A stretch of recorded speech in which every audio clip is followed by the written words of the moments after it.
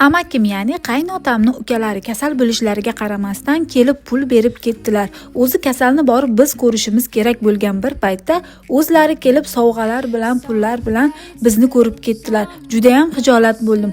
Aslida uyimizni to'ki buzilib qolgan edi. Shuni taxlatish uchun ustaga murojaat qildik, lekin 350 ming won, ya'ni $300 deb aytdi.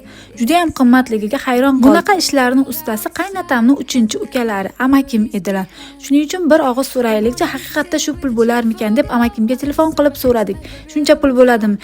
Shunga pul berasanlarmi? O'zim borib taxlab berib kelaman deb aytdilar. Balinsadan chiqqanlariga bir hafta bo'ladi. Rak kasalligi bilan og'rib, operatsiya bo'lib chiqdilar. Kasallik endi rivojlanishni boshlaganligi uchun faqat operatsiya bilan tugatdilar. Iloyim baxtimizga doim sog' bo'lsinlar. Chunki turmush o'rtog'imni, qaynotamni barcha oila a'zolariga, aka, uka, opa-singillarga shu amakimning yordami juda ham katta tekkan. Bizning ham uyimizda shunaqa muammolar bo'lganda amakim kelib yordam berib ketadilar. To'g'risini aytsam, juda ham oqko'ngil inson. Iloyim tez sog'ayib ketsinlar.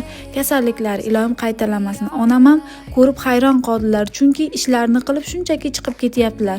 Umuman hatto bir piyola choy ham ichmaydilar. O'zimiz ham xijolat bo'ldik. Onangga yaxshi qaragin deb amakim ketdilar, chunki onam menga armon bo'lgan. Onamni ko'ngliga qaray olmaganman deb har doim shu gapni aytadilar amakim bilan ko'rishganimizda.